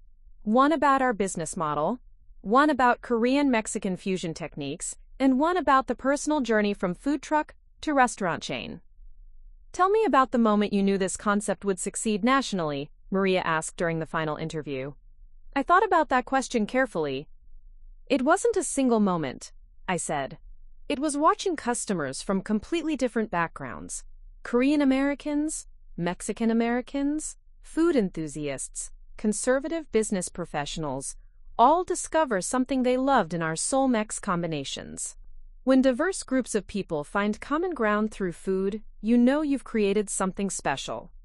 The Today Show segment aired on a Thursday morning in November. I watched from our Austin restaurant office, surrounded by our core team, as 5 million viewers learned about Corazon Kitchen and Soulmex Fusion. The response was immediate and overwhelming. Our phone system crashed within an hour of the broadcast. Our website server couldn't handle the traffic spike. All 4 restaurant locations had lines extending around city blocks by lunchtime. But the most significant response came from business development executives at major restaurant chains across the country. By the end of the week, we'd received acquisition inquiries from Chipotle, Qdoba, Sweetgreen, and even McDonald's Corporate Development Division. "This is insane," Maya said as we reviewed the stack of business cards and formal proposals that had accumulated. "Every major chain wants to buy us or partner with us. How do we even evaluate all of these opportunities?" The McDonald's inquiry was particularly intriguing. Their innovation team was exploring limited-time menu offerings that could test new flavor profiles in select markets. They wanted to license our Soulmex concept for a national rollout that could reach thousands of locations. "Imagine Soulmex Fusion available at every McDonald's in America," their business development director explained during a video conference. "We could introduce Korean-Mexican flavors to customers who would never visit a specialty restaurant. the cultural impact could be enormous. But the McDonald's proposal, like the Panera offer, required significant modifications to our concept. Their kitchen systems couldn't accommodate our fermented kimchi or complex sauce preparations. Our customizable Seoul station would be reduced to pre-configured menu items optimized for speed over quality. They want to use our brand to sell their version of Korean Mexican food, I explained to our team. It's not necessarily bad, but it's not what we built. The acquisition discussions forced us to define what Corazon Kitchen really represented. Were we a restaurant chain focused on sustainable growth and quality control? Were we a licensing company that could spread Korean-Mexican fusion through other operators? Were we innovators who should maintain independence to continue developing new concepts? I think we need to ask ourselves a fundamental question, Jessica said during one of our longest strategy meetings. What do we want our legacy to be? Financial success through acquisition, or cultural impact through continued innovation? The answer became clear when we received an unexpected visitor at our Austin location. Roy Choi, the chef who'd pioneered Korean-Mexican fusion with his Kogi food trucks in Los Angeles, had flown to Austin specifically to try our Seoul Mex concept. "What you've built here," Roy said after trying our Heritage Bowl and Seoul Station assembly process, "honors the fusion tradition while creating something uniquely your own. You're not copying what worked in LA, you're advancing the entire concept." Roy's endorsement meant more to me than any acquisition offer. He understood the cultural significance of what we were doing and recognized that our success represented progress for fusion cuisine as a legitimate culinary movement. "Don't let corporate chains turn your innovation into commodity fast food," Roy advised. "There's a difference between scaling your concept and selling your soul. Make sure you know which one you're choosing." That conversation led to our most important strategic decision since starting the company.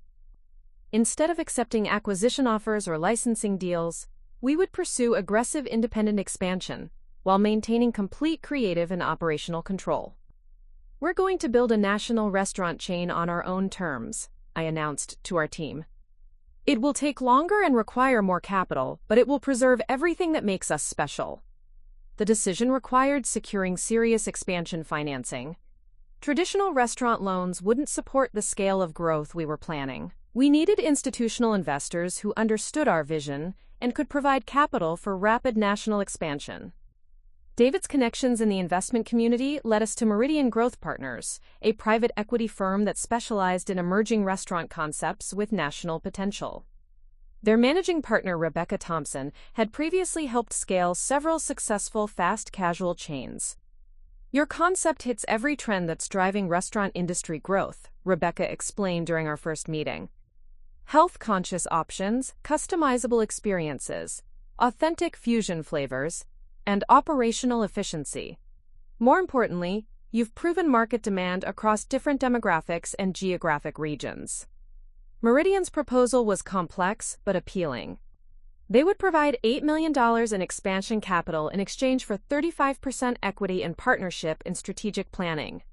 Unlike acquisition offers that would absorb our brand, Meridian wanted to accelerate our independent growth while preserving our creative control.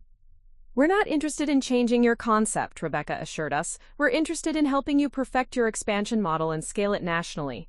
You remain the operators and innovators. We provide capital and strategic support." The Meridian partnership would fund 15 new locations over 2 years, professional management systems, and marketing resources for national brand development. It was the opportunity to build Corazon Kitchen into the company I'd originally envisioned when I was struggling with that first food truck. But accepting institutional investment meant accountability to financial performance metrics and growth timelines that would pressure our operational decisions. We'd maintain creative control, but we'd also have partners who expected consistent profitability and expansion progress.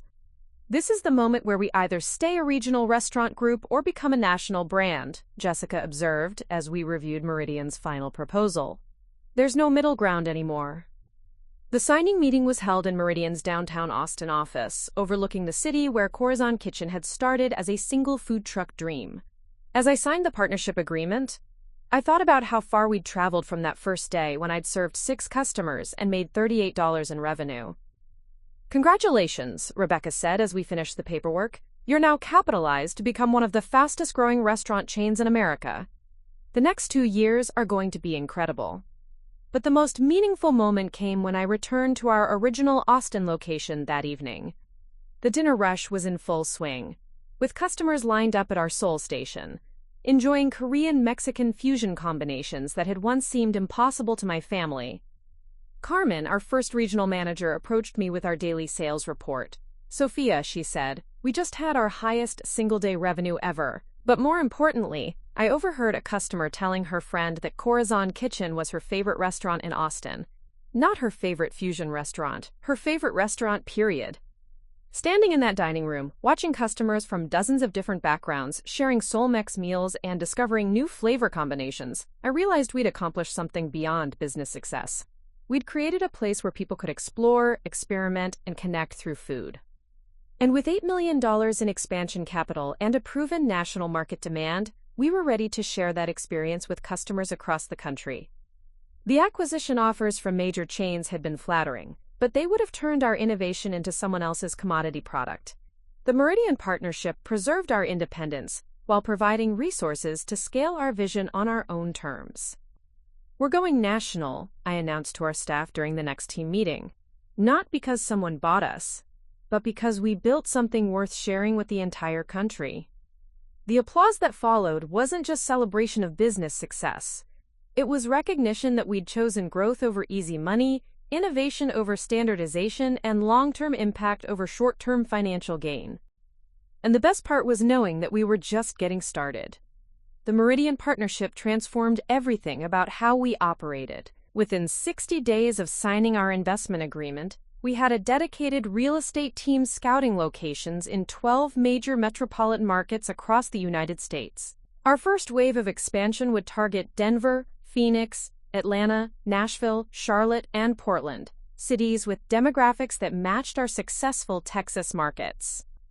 "We're not just opening restaurants anymore," Rebecca Thompson explained during our first quarterly board meeting. "We're building a national brand infrastructure. Every location needs to demonstrate operational excellence while maintaining the cultural authenticity that makes Corazon Kitchen special." The scale of our expansion required systems we'd never imagined needing. Professional site selection consultants analyzed foot traffic patterns, demographic data, and competitor positioning for every potential location. Architectural firms developed standardized restaurant designs that could be adapted to different space configurations while maintaining our Seoul station concept. Most importantly, we established a centralized training facility in Austin, where every new employee would spend 2 weeks learning not just our operational procedures but the cultural philosophy behind Korean-Mexican fusion. "You can't teach passion in a manual," I explained to our new director of training operations, Lisa Park, whom we'd recruited from a successful restaurant training company. "But you can teach people to understand why passion matters to our customers." Our first out-of-state location was Denver, a city with a sophisticated food scene and a demographic profile that perfectly matched our target market: young professionals, food enthusiasts, and diverse communities that appreciated cultural fusion. The 2,800-square-foot space was in the trendy Reno district, surrounded by craft breweries, art galleries, and innovative restaurants. Opening in Denver taught us that national expansion meant adapting to regional preferences without compromising our core identity. Colorado customers were more health-conscious than our Texas markets, leading us to develop additional vegetarian and vegan Seoul-Mex options. They also preferred spicier food, allowing us to introduce heat levels that would have been too intense for our original Austin customers. "Every market teaches us something new about our concept," observed Marcus, our original line cook who'd been promoted to regional operations manager. "Denver customers want more vegetables in their bowls. They're willing to pay premium prices for organic ingredients. They care about sustainability and local sourcing." The Denver location was successful immediately, but it also revealed operational challenges that would multiply across 15 planned locations. Sourcing authentic Korean ingredients in Colorado required developing new supplier relationships. Training local staff on kimchi preparation and Korean cooking techniques took longer than anticipated. Most critically, maintaining consistent flavor profiles across different regional suppliers and preparation teams required quality control measures we were still developing. Standardization without homogenization became our operational mantra. Every location needed to serve authentic Seoul-Mex fusion, but they also needed to adapt to local ingredients, preferences, and cultural contexts. Our Phoenix location presented different challenges. The desert climate affected kimchi fermentation timing. The predominantly Mexican-American customer base had sophisticated expectations about authentic Mexican flavors. Our Korean spiced carnitas needed to meet standards set by generations of traditional Mexican cooking. Phoenix customers aren't just trying fusion food for novelty, explained our Phoenix regional manager Ana Gutierrez. They're evaluating whether your Korean techniques actually improve Mexican dishes they've been eating their entire lives. The pressure to prove authenticity while maintaining innovation led to our most successful menu development yet. Working with Anna and her local team, we created region-specific dishes that honored traditional Mexican preparations while incorporating Korean techniques and flavors. Our Sonoran Soul Bowl featured traditional Mexican carne asada with Korean marinade techniques served over cilantro lime rice with kimchi that incorporated Sonoran chilies. The dish was authentically Mexican and authentically Korean, while being something entirely new. "This is what fusion should be," wrote Phoenix New Times food critic in a review that was shared thousands of times on social media. Not confusion, but conversation. Korean and Mexican culinary traditions speaking to each other through ingredients and techniques that honor both cultures. By month 6 of our national expansion, we were operating locations in 8 states and had signed leases for 12 additional restaurants. Our revenue was growing exponentially, but so was the complexity of managing a truly national restaurant chain. "We're serving over 8,000 customers daily across all locations," Jessica reported during a board meeting that felt surreal compared to our early food truck days. "But we're also managing supply chains, staff training, marketing campaigns, and quality control across time zones and regional markets we never understood before." The operational challenges required hiring experienced restaurant industry executives who could implement systems at the scale we were reaching. Our new Chief Operating Officer, Michael Torres, had previously managed expansion for a national burger chain and understood the logistical complexity of multi-state restaurant operations. "Your concept is strong and your local execution is excellent," Michael said during his first week. "But you need enterprise-level systems for inventory management, staff scheduling, financial reporting, and quality assurance. Right now, you're managing a national chain with regional restaurant tools." The systems upgrade was expensive and disruptive, but it was essential for continued growth. New point-of-sale systems provided real-time data across all locations. Inventory management software tracked ingredient costs and usage patterns to optimize purchasing and reduce waste. Customer relationship management tools allowed us to maintain service standards as our customer base grew into the hundreds of thousands. But the most important system was our quality assurance program.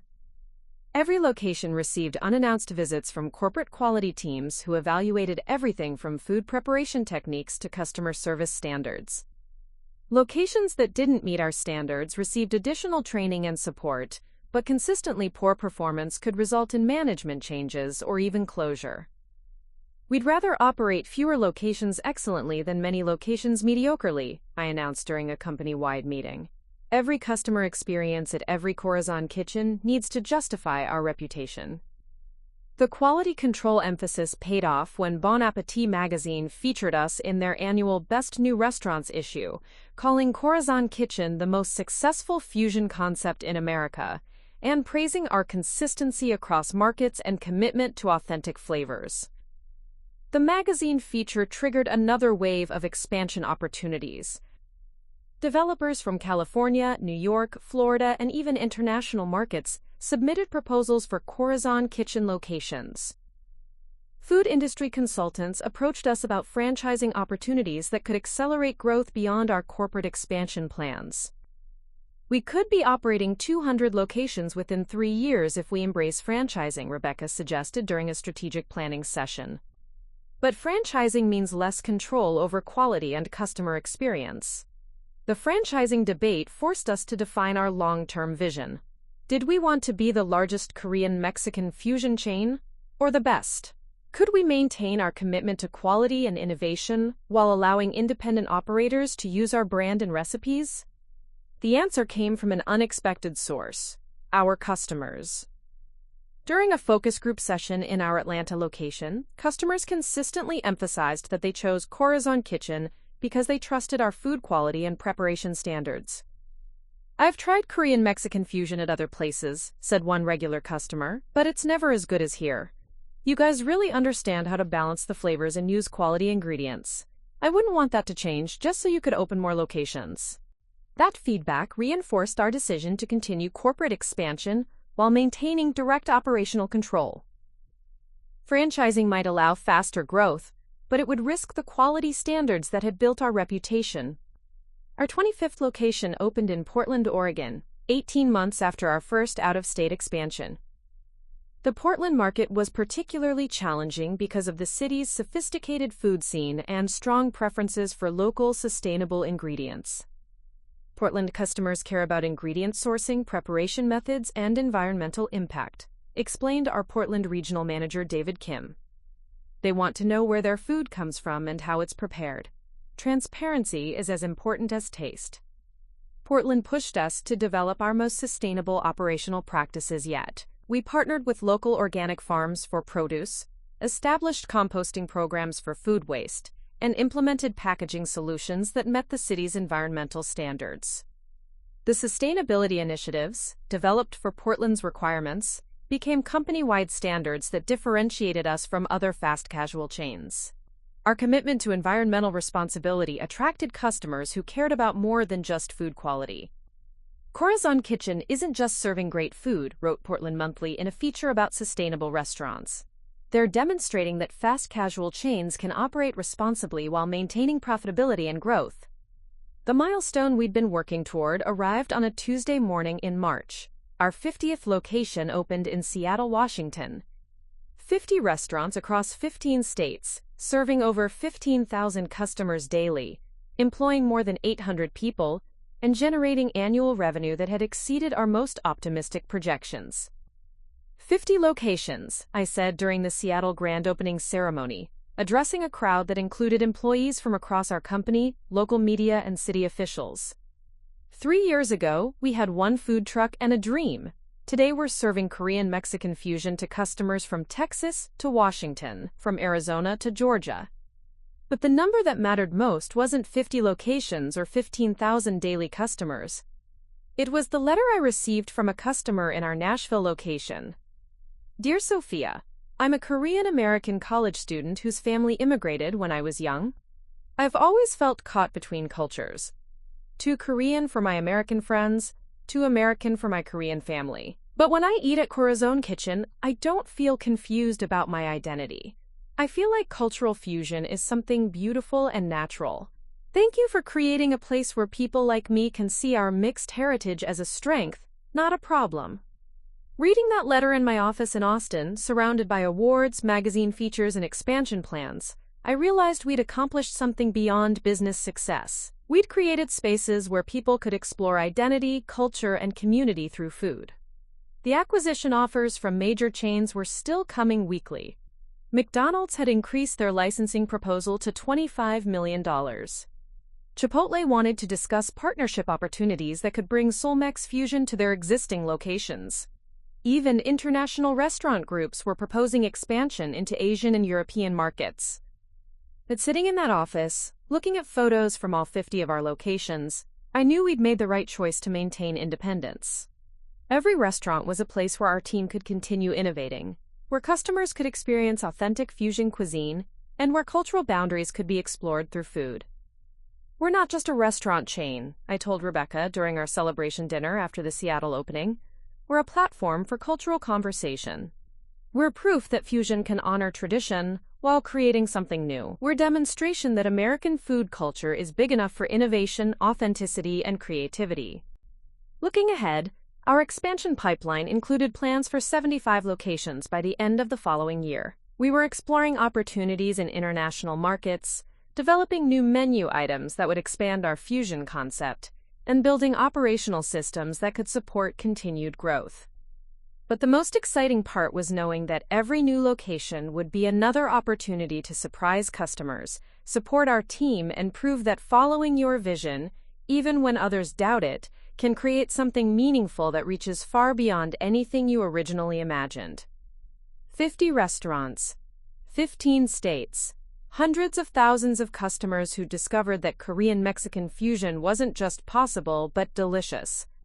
And we were just getting started. The phone call that brought everything full circle came on a rainy Thursday afternoon in Austin.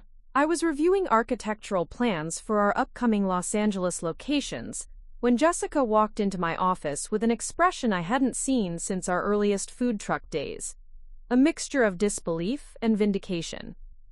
"Sofia," she said, closing the door behind her, "you're not going to believe who just called. Rodriguez Premier Catering is filing for bankruptcy, and they want to sell their headquarters building to us." The irony was perfect. The family business that had rejected my vision, dismissed my ideas, and ultimately forced me to leave, was now desperate enough to sell their most valuable asset to the company I'd built in response to their rejection. "Miguel called personally," Jessica continued, settling into the chair across from my desk. "He said they've been struggling for 2 years.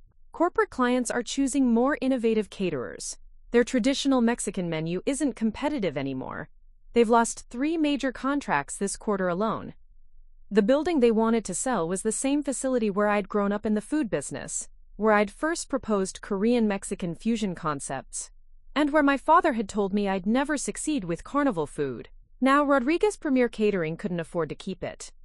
"Miguel said something else," Jessica added quietly. "He said your father specifically requested that the building be offered to Corazon Kitchen first, before it goes on the public market." That detail surprised me more than the bankruptcy news. After years of minimal contact, my father was ensuring that I had the opportunity to acquire the place where our family's culinary story had begun. It felt like acknowledgement, maybe even apology, wrapped in a business transaction. The building was perfect for our needs. 20,000 square feet of commercial kitchen space, office facilities, and a location that could serve as our national headquarters while housing our largest commissary kitchen operation. The asking price was fair, and the symbolism was priceless. "We should buy it," I said without hesitation. "Not for revenge or vindication, but because it's the right facility for our continued growth." The acquisition process took 6 weeks to complete. During that time, I visited the building several times, walking through spaces that held decades of family memories. The kitchen, where I'd first learned to roll masa. The office where my father had managed vendor relationships and staff schedules. The dining room where we'd hosted family celebrations and business meetings. But instead of nostalgia, I felt clarity about the future. This building would become the headquarters for a company that had grown beyond anything my family had imagined possible. The same walls that had witnessed my rejection would now house the operations of a 50-location restaurant chain that served innovative fusion cuisine to customers across the country. The day we took possession of the building, my entire original team was present. Jessica, Maya, Marcus, Elena, David Park, and even Carmen, who'd flown in from Dallas for the occasion. We stood in the main kitchen area, surrounded by equipment that Rodriguez Premier had left behind, and I realized how far we'd all traveled together. "This is where it started," I told the group. "Not Corazon Kitchen, but the vision that led to Corazon Kitchen. The belief that food could be innovative while honoring tradition, that fusion could create something better than either culture could produce alone." Maya was particularly emotional about the acquisition. "When we started, you were working out of your apartment kitchen, prepping kimchi in containers stacked to the ceiling. Now we own a facility that can produce enough Solmex ingredients to supply 100 restaurants. The building renovation took 4 months and cost nearly $2 million, but the result was spectacular. Modern commercial kitchens designed for large-scale food production. Administrative offices that could support national operations. A research and development kitchen where we could continue developing new fusion concepts. Most importantly, a training facility where every Corazon Kitchen employee would learn our operational standards and cultural philosophy. But the space that meant the most to me was the small conference room I designated as our company museum. Display cases held artifacts from our journey, photos from our first food truck, copies of early reviews, the Food and Wine magazine cover, awards from industry organizations, and letters from customers whose lives had been touched by our food. The centerpiece was a framed photo from our Seattle grand opening, showing all 50 of our locations on a map of the United States. Below it was a simple plaque: "Dreams become reality when passion meets persistence." The formal opening of our new headquarters attracted attention from business media, food industry publications, and local news outlets interested in the full-circle narrative of buying my family's former building. But the event I cared about most was the private reception we held for our employees, investors, and the customers who'd supported us throughout our growth. 5 years ago, I said during my remarks to the gathered crowd, I was a failed family member with a food truck and a dream that most people thought was impossible. Tonight we're celebrating not just a new headquarters, but proof that innovation, quality, and determination can build something meaningful. The applause was gratifying, but the moment that mattered most came when my parents arrived near the end of the reception. They'd been invited, but hadn't confirmed their attendance. Seeing them walk through the doors of their former building, now transformed into the headquarters of my company, was surreal and emotional in ways I hadn't anticipated. My father looked around the renovated space with obvious amazement. The modern equipment, professional layout, and bustling activity of a successful company headquarters bore little resemblance to the traditional catering operation he'd run in the same building. "This is impressive," he said quietly as I showed him through our new facilities. "You've built something I never could have imagined." But the real conversation happened in my office, the same space where he'd once told me that Korean-Mexican fusion would never work commercially. "Sofia," he said, sitting across from the desk where I now managed a national restaurant chain, "I owe you an apology. When you left our business, I thought you were giving up on family tradition. I didn't understand that you were creating a new tradition." "You taught me about food, about quality, about serving customers," I replied. "I just applied those lessons in ways you didn't expect." My mother, who had been mostly silent during our conversation, finally spoke. "We're proud of what you've built. Not just the business success, but the way you've honored both cultures while creating something new." The reconciliation with my family was meaningful, but it wasn't the culmination of our story. That came 3 months later, when we received notification that Corazon Kitchen had been selected as Fast Casual Chain of the Year by the National Restaurant Association, the industry's most prestigious recognition. The award ceremony was held in Chicago, attended by restaurant industry leaders from across the country. As I walked to the podium to accept the award, I thought about the journey that had brought us to this moment. From a single food truck serving 6 customers, to a national chain recognized by our industry peers as the best in our category. "This award belongs to every team member who believed in Korean-Mexican fusion when it seemed impossible," I said during my acceptance speech. "To every customer who tried something new and discovered flavors they didn't know they loved. To every supplier, investor, and partner who helped us grow without compromising our values." But the speech that really mattered was the one I gave the next day, back in Austin, to our headquarters staff during our monthly company meeting. We started with a simple belief. I told the room full of employees who'd joined our journey at different stages, that food could bring cultures together, that innovation could honor tradition, that a small idea, executed with passion and persistence, could grow into something meaningful. Looking around that room, Maya developing new menu items, Marcus managing our training programs, Elena coordinating catering operations across 15 states, Jessica overseeing financial operations for a multi-million-dollar company. I realized we'd accomplished something beyond business metrics. We'd created opportunities for dozens of employees to build careers in an industry they were passionate about. We'd introduced hundreds of thousands of customers to flavors and cultural combinations they'd never experienced. We'd proven that fusion cuisine could be both authentic and innovative, honoring traditions while creating new ones. Most importantly, we'd demonstrated that following your vision, even when others doubt it, can lead to success that exceeds anything you originally imagined. The final piece of our full-circle story came 6 months later, when we opened our 75th location in Los Angeles, the city where Korean-Mexican fusion had first gained national attention. The LA opening was covered by food media as a homecoming for fusion cuisine, with our Soul Mex concept being recognized as the evolution of innovations that had started in that city years before. Standing in our LA location during the grand opening, watching customers from dozens of different backgrounds enjoy Korean-spiced carnitas and kimchi quesadillas, I thought about that first day with my rusty food truck in Austin. The scared, determined woman who'd invested her life savings in a concept her family had rejected. That woman could never have imagined the company we'd built, the lives we'd touched, or the cultural conversations we'd sparked through food. But she'd had the courage to start, the persistence to continue, and the vision to see possibilities that others missed.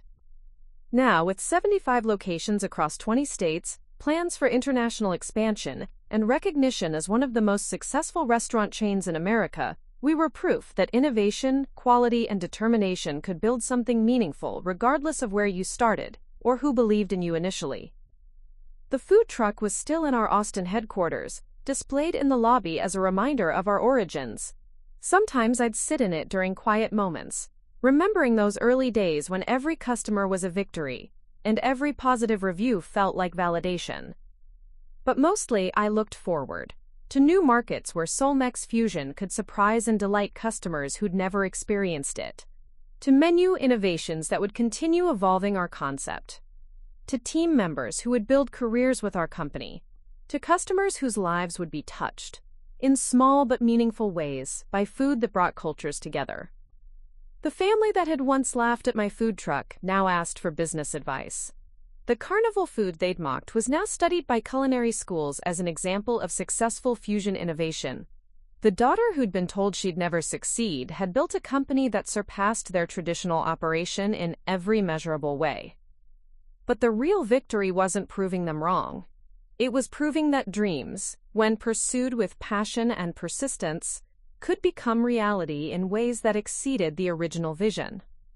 Standing in our headquarters building, surrounded by the infrastructure of a national restaurant chain that had started with a single food truck and a belief that Korean-Mexican fusion could work, I knew we'd accomplished something special. We'd taken an impossible idea and made it inevitable. We'd turned rejection into innovation, family conflict into business motivation, and a single food truck dream into a platform that would continue growing for years to come. The story that started with, "They laughed at my food truck," had become, "Then I opened 50 restaurants." But more importantly, it had become proof that following your vision, regardless of who doubts it, can lead to success beyond anything you originally imagined. And we were just getting started. Up next, you've got 2 more standout stories right on your screen. If this one hits the mark, you won't want to pass these up. Just click and check them out. And don't forget to like, subscribe, and turn on the notification bell so you don't miss any upload from us.